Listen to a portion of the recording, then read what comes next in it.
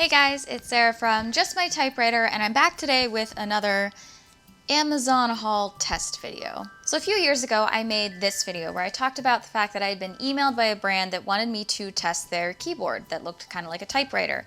And I did a little bit of correspondence with them, and over the course of 10 months to a year, it never worked out, the product was never listed, and it felt a little scammy.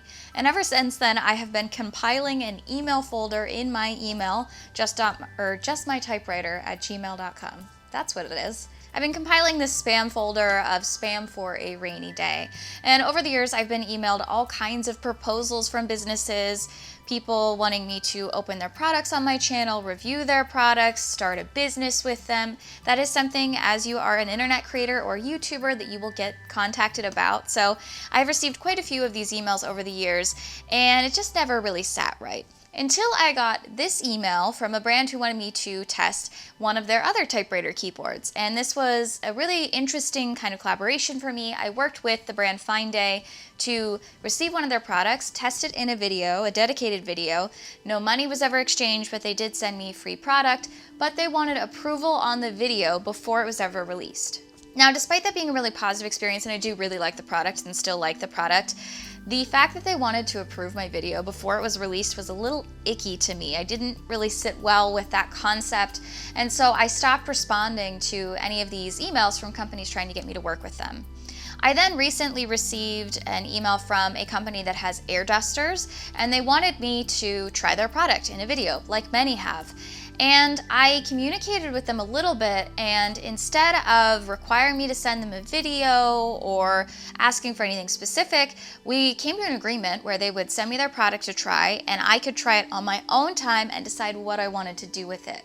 So it led me down this kind of interesting path where I wanted to try out a bunch of different things that I had been emailed about over the years and try them here on the YouTube channel. Now, this is a concept I've seen many other YouTubers do before, where they will go into their spam folder and test out products that wanted to sponsor them, but they weren't sponsorships. And this video is not sponsored in any way, shape, or form. I purchased 2 of these products on my own, and I was sent the air duster by the company for free, but there was no agreement made, there was no money exchanged. I am not in any way affiliated with them. I just get to try the product and give my unbiased opinion. So again, no money, it's full disclosure. These are our products that were emailed to me, but I purchased most of them with my own money. So today I wanted to sit down and try 3 of these products and see if they're any good. So this started when I got an email from a company called Vogma, who emailed me about their air duster. And in their email, they offered a collaboration where they would send me the air duster, as well as work on some sort of commission program where I would receive some sort of kickback or some sort of monetary value for selling this product. Now, that's not what's happening here. I decided to refute that, and they said, that's great. Do we have to pay you to do an unboxing video for social media? And I said, absolutely not. I don't receive any monetary compensation or payment from brands. They were thrilled with this, and then asked me for my shipping address to send me free product.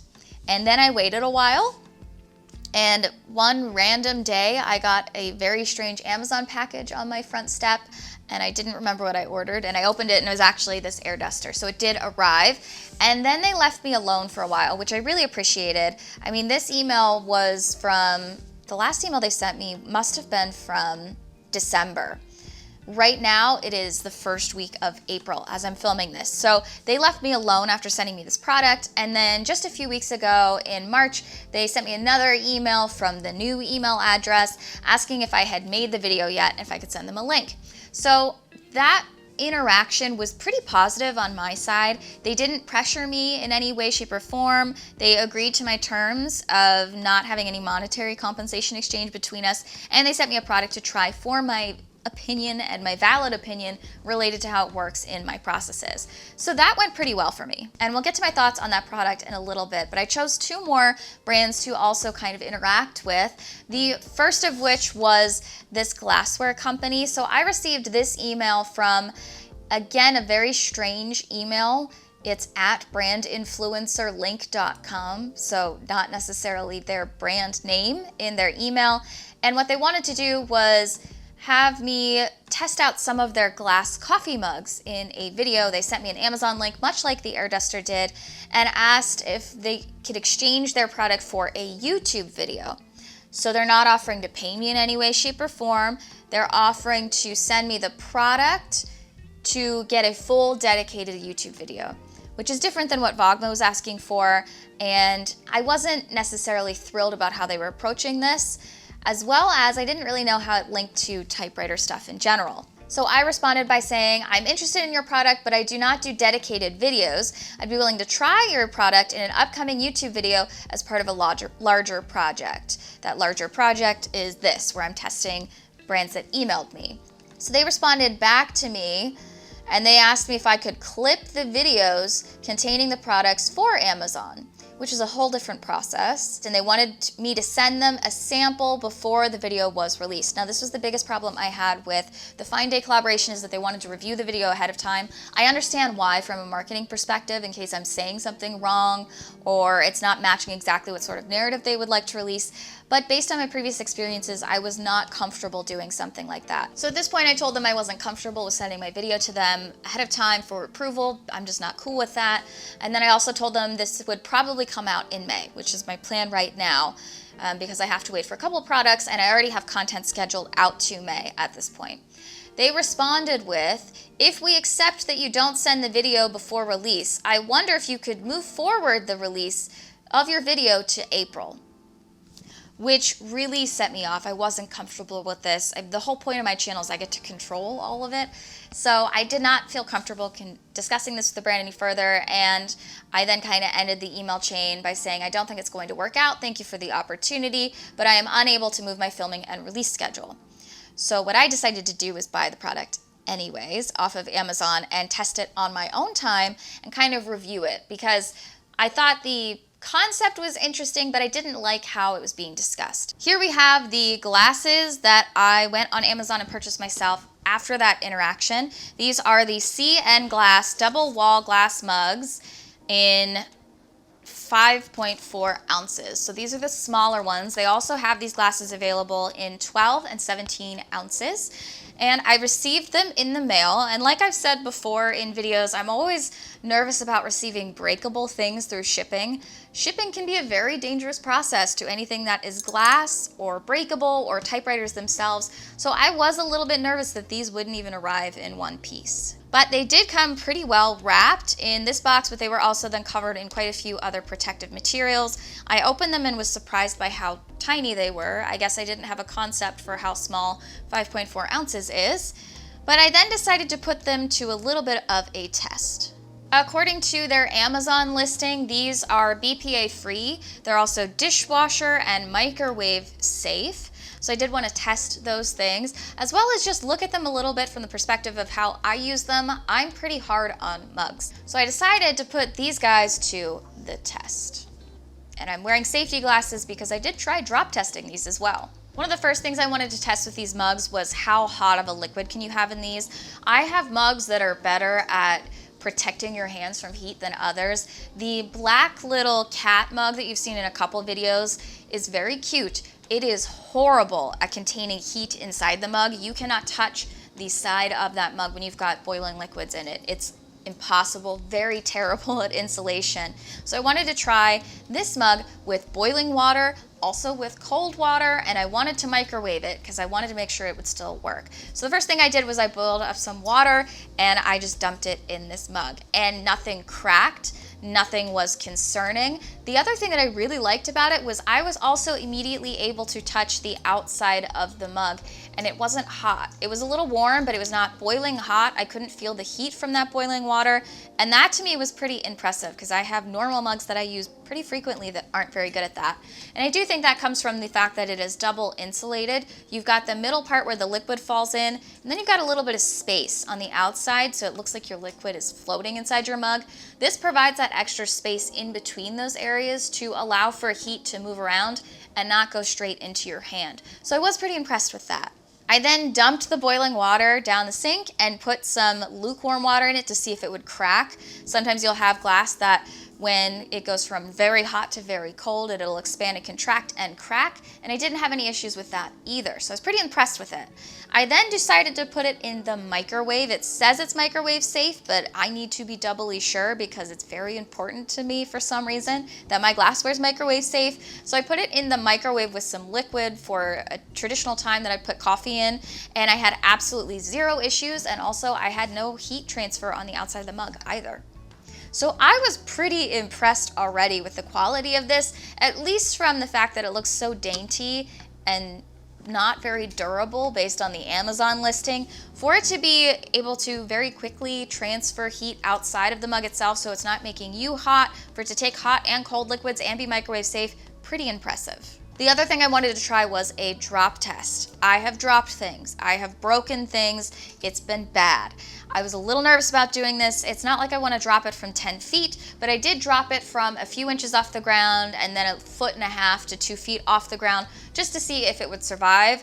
And it pretty well rolled. It didn't bounce. It was pretty durable despite it being dropped on a hard surface. Now this is vinyl, not real tile, but still I was pretty impressed with the fact that it didn't crack in any places and it handled the drop beautifully.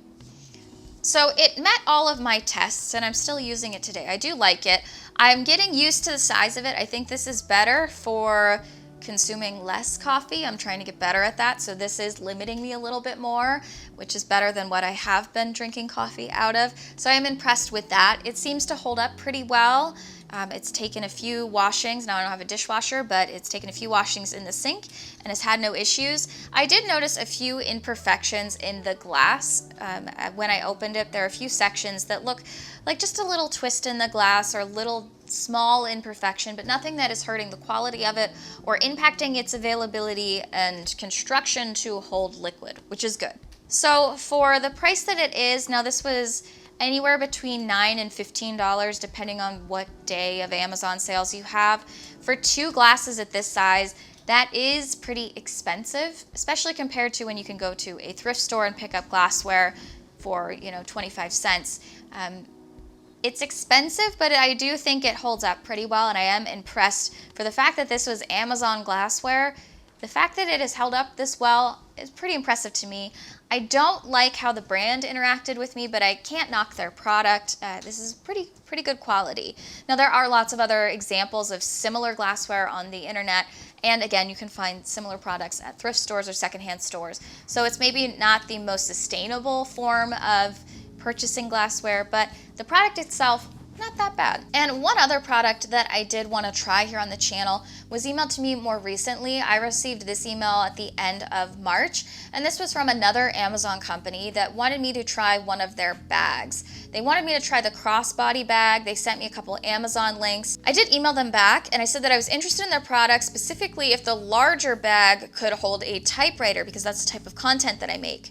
And they never responded to me, so I went ahead and tried their bag as well and purchased it on Amazon with my own money to test it because I was curious if I could make it typewriter related. One of the things I thought of was the fact that some of our ultra portable typewriters or smaller typewriters might not always come with a good case. We have machines that have case toppers on them, but some of our typewriters like Olivetti's and later Skywriters come in a more fabric-based case, and these can be damaged over time. The zippers can break on them. It's hard to get new ones that fit your machine. So I'm always looking for bags or carrying devices that might really work on these products, because you shouldn't have to limit yourself and your capacity to travel with your typewriter if you don't have a case for it. So I'm always looking for bags that can handle a typewriter.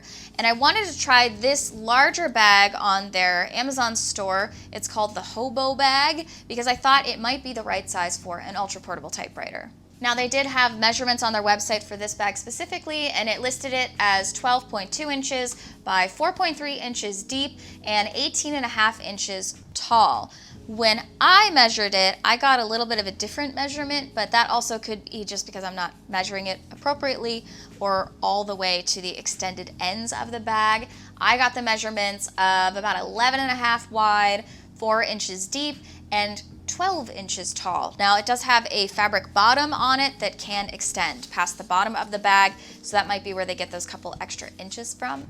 But I did not find it to be just exactly the right size of a typewriter. But I did receive this bag in shipping from Amazon. It was about $19. There were quite a few other colors available. Some of those colors were more expensive than others. I chose this moss green color, and then I put it to a couple tests. It is quite sturdy in its construction. It has zippered bags on the outside, as well as a pocket in the back of the machine and a back of the bag. It's not a machine, it's a bag. As well as a zipper across the top.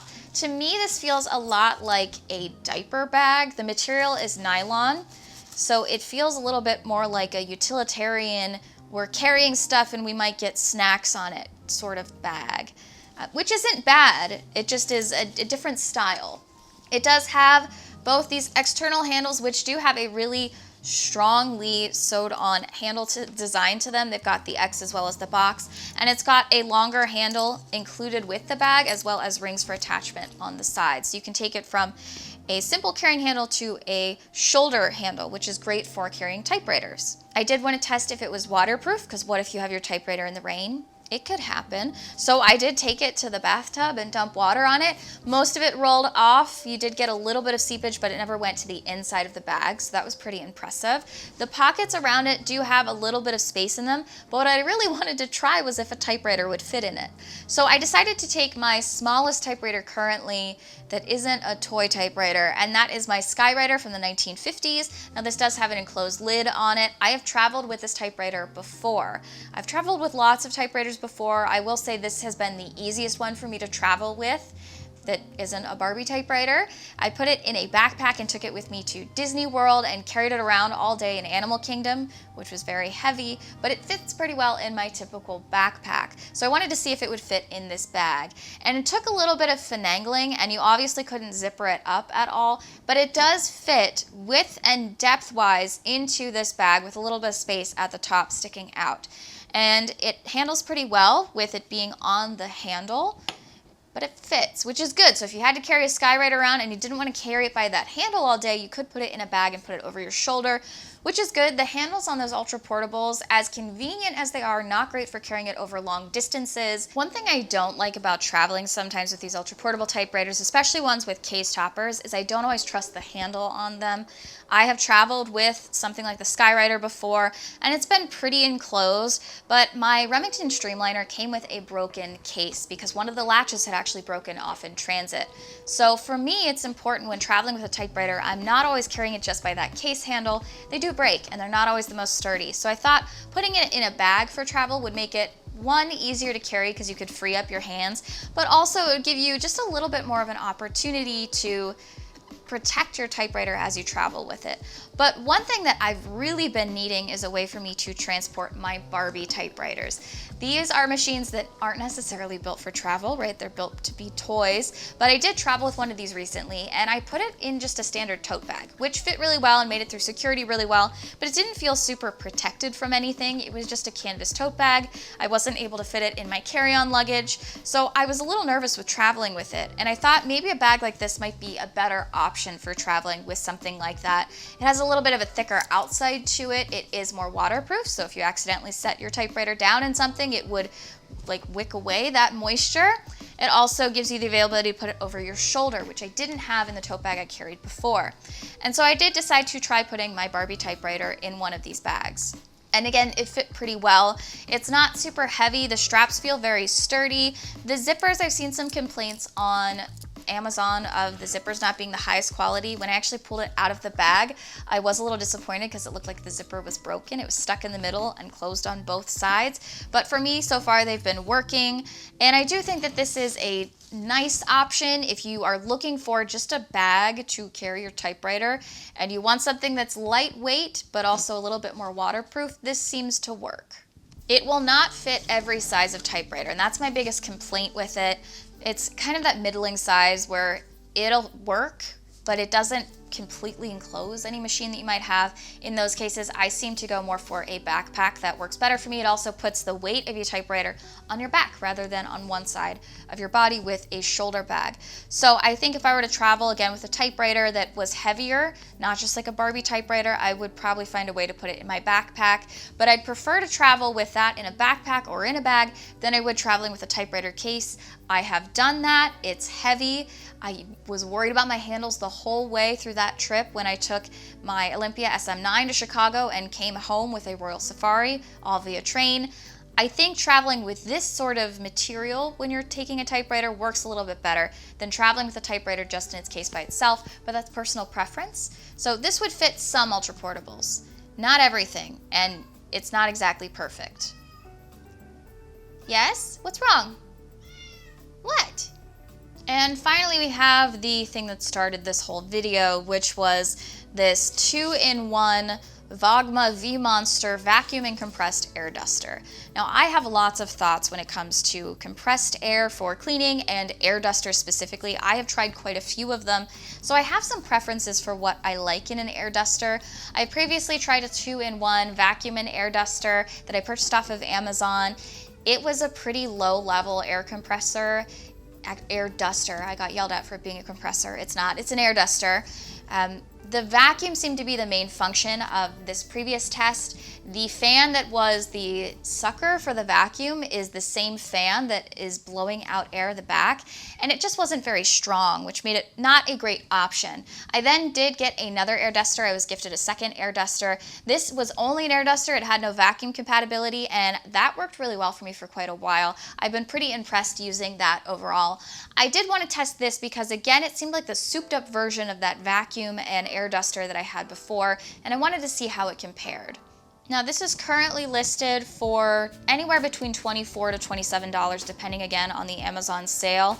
It is USB chargeable. It does come with quite a few different attachments. You can attach it to an air mattress. You can attach different blower nozzles to it, as well as a vacuum nozzle to it to use it as kind of like a mini portable vacuum. It does have a power switch or power button here across the front, as well as a level switcher to allow you to bump it up a couple levels. It does have 3 levels of different blowing power, so you can have a lower level, level 2, and a level 3. It has a mini screen here across the front to show you the charging level, which I found was kind of inaccurate. And then it also has a light available on the vacuum side underneath the nozzle itself, so that you can actually vacuum and see what you're vacuuming. And I've been testing this since I got it in December. I've been wholeheartedly impressed with this product, and it's really held up well, and I like the different features on it. It's pretty effective, and I find it to be kind of a high density air duster. It blows quite a bit of air, especially when you get these different nozzles on the front of it. Now what I found over the years in testing these is the smaller the exit for the nozzle, the more powerful that spray of air is going to be, because again, you're pushing all that air into a small confined space. So for me, I do use the smaller nozzles, but I have also used the vacuum side as well. So it comes with all of these different attachments as well as your charging cable. It does charge pretty quickly. I will say, however, after using it quite a bit, the charge does not hold very long. I have had to recharge this quite a few more times than I've had to charge my other air dusters and air vacuums, so that is one negative. When comparing it to the other air duster vacuum that I've had previously, I do find that the vacuum side is pretty comparable. On the lower level one, which right now I checked the price and it currently costs $23. The $23 version does have a filter in it, and that fits between the air duster itself, or the vacuum itself, and the nozzle. Now this protects the internal fan of your air duster from getting anything in it that would cause that fan to chip or get stuck or, break the entire thing. So it does have a filter. You can replace these. They're also, you can just kind of dust them off in your trash. This model also has that, but an additional feature it has is a metal grate around that filter. And this kind of protects your filter from getting extra bigger pieces of dust or dirt on it. So I do like that included feature. But both of them have pretty much the same size filter in them. I would say the sucking strength is pretty much the same in both of these products. Now on this, you can see here it's got these 2 red caps. In order to add your vacuum, you have to remove the red cap and attach your vacuum nozzle here. It does click into place. But what's great about these red caps is they allow you to place in different attachments in the hole here, which is the right size for all these additional additional nozzles. It does have here on it labeled suction on one side and blow on the other, which lets you know which side is the air duster and which side is the vacuum. Again, the light is only on the vacuum side. There is no light on the air duster side. On the portable air duster that I've tried before, that's just an air duster, it also has a light, but it's only on the side with the air duster because that's all it does. And I do find that to be really helpful when working on a typewriter, to have that additional light in there.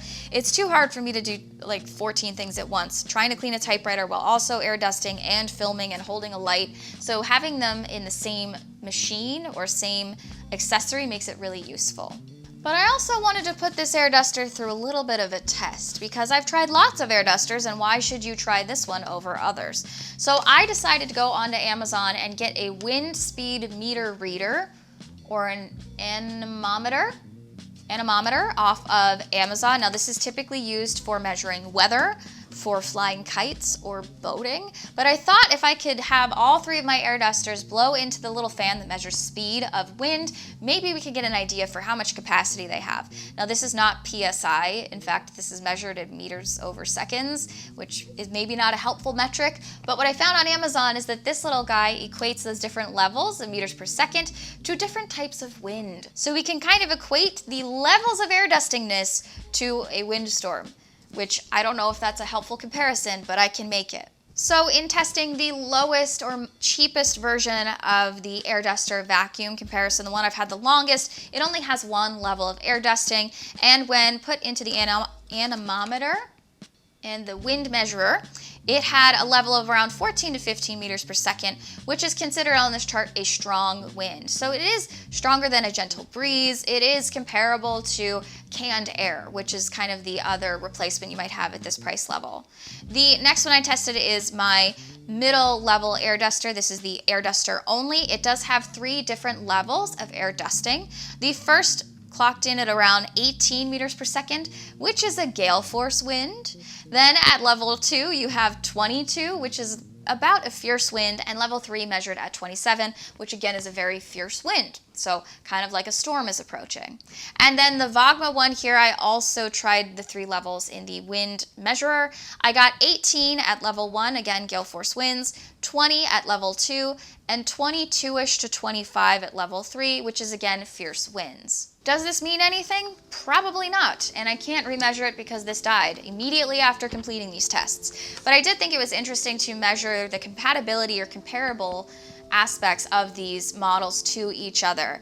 The lower level one, which is both a vacuum and an air duster, the fan on this is not strong at all. In fact, it's my biggest complaint with it, is that it's just really not designed to blow air. It seems to be a secondary thing added on, like they realized that they could do that. And so it measuring at this lower level doesn't surprise me at all. I like that both the middle tier one and this one themselves have 3 levels of intensity. That's really helpful when you're working on cleaning a typewriter. I like that I can start with kind of that gentle first level and take it up in intensity as I'm cleaning more parts of the machine itself, like different aspects or different levels. So I do find that the different levels here are very helpful. I will say that I typically have been trying to avoid these combo vacuum and air duster machines because my experience with the first one was that it was made for vacuuming and not air dusting. I would say that this, despite it being kind of designed for vacuuming because it has the light on the vacuuming side, I would say that this is a much stronger air duster. And if you're looking for a combo air duster vacuum, I think this is a much better option than the one I've tried before. If you just need an air duster, the levels on that middle one, the only air duster, do seem to be just slightly higher. And the battery life does last a little bit longer. This one runs out of charge pretty quickly for me, but I am using it for extended periods of time when I'm cleaning a typewriter and just kind of leaving it on. The charging port is underneath your power button. You have a power button on the front and then your level button here on the vacuum side. This to me is a little bit touchy. You'll turn it on and it immediately engages in level 1. So it's not like you click the button to turn it on, but as you're air dusting, it is very easy to accidentally click this button and engage a different level that you weren't planning on. It's also very easy, depending on how you put your hand on this, to accidentally click on and off the power button and just shut it off in the middle. So that's also kind of another disadvantage to this. The design is not perfect, but it is stronger than other air duster vacuums we've tried. I thought the caps here on the edges would be really good at protecting my hair from being sucked into this, because I have a history of getting my hair sucked into air dusters. However, I found that that was not the case, as I still was able to get my hair stuck in this one while using it. Once again, reminding you not to have your hair down while using an air compressor.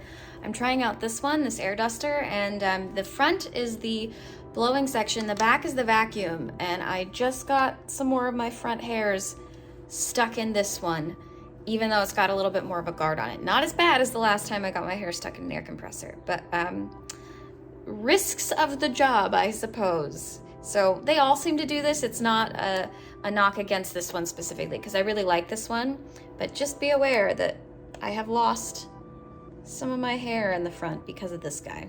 I will say, out of the air dusters I have currently, this is the one I go to the most, because it just kind of does everything I need it to. I like the inclusion of the levels. I think it's the weightiest of them. It is the heaviest, so it feels like it's the most effective. And I do kind of prefer this one. For me, this is the go-to right now for air dusting. And despite it being like a little bit lower than the middle air duster, I like the inclusion of also an effective vacuum. So for me, this is a good find. I'm quite happy with this product, and I would happily purchase this with my own money again if I was given the opportunity.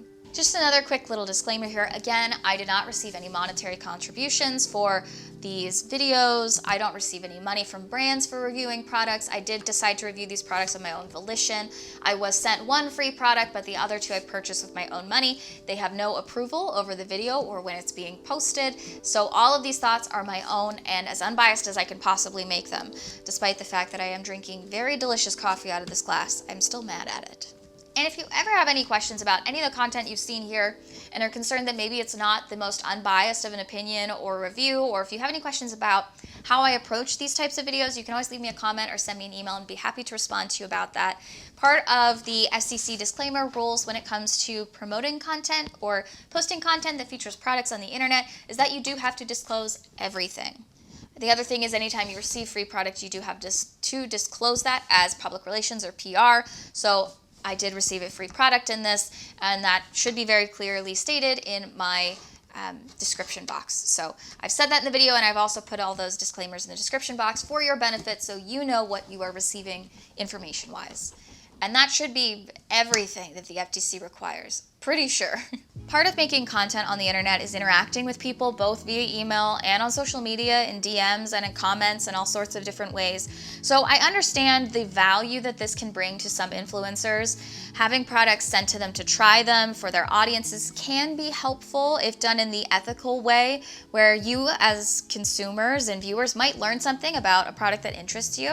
I think it's also important to have reviews of products. I watch video reviews of products before I purchase them, mostly because I'm wanting to know if it's actually a good buy. I don't have a ton of disposable income, so if I'm investing in something, I want to make sure that it's going to work for what I need it for. So I do see the value in video reviews, and I think there are ways to do them in a way that's unbiased or at least ethical, especially when it comes to disclosing anything about the products. I have received a few things from brands before to try on the channel, that being mostly the Fine Day keyboard that I tried on here before and this air duster. Outside of that, I've purchased all these products on my own. The glasses and the bag I purchased all with my own money, and the brands are not aware that they're included in this video. The air duster is expecting some sort of review, but they gave me no stipulations for what they expect.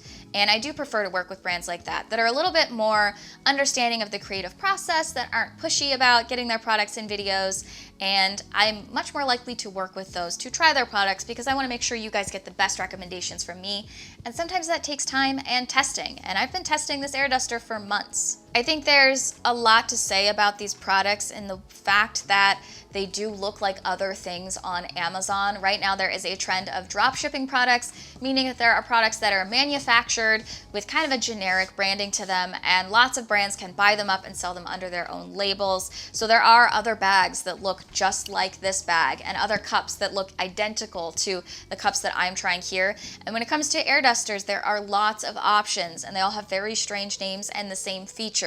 So all of these products you can find in lots of different forms and fashions, and I'm not saying that every single one coming out of those places is good or bad. It all is up to your user experience and your user expectations. But I was interested to try these products, and I'm glad I did. I think it does let me kind of consider those spam emails as opportunities to look at things to review for the channel. Not necessarily that I have to work with those brands, but it's interesting to see what sort of products are out there looking for reviews, and they might be things that you guys are interested in and that I can provide some insight in from a typewriter perspective. But sometimes it's hard to link everything I get emailed about to typewriters. There was a brand that wanted me to make my own perfume and sell it, which I don't think really works with anything unless I was going to make it smell like mineral spirits, because then at least it would be related to typewriters. If you're interested in more content like this, I have linked below some of my other review-based and keyboard videos. And if you have anything you'd like me to review typewriter related, leave it down in the comments below so I can check that out and maybe get you an unbiased opinion from a typewriter newbie and novice like myself. If you're interested in more typewriter content, I encourage you to check out the other videos on this YouTube channel, as well as my Instagram at just.my.typewriter. I want to thank you all so much for watching and remind you that you're just my typewriter.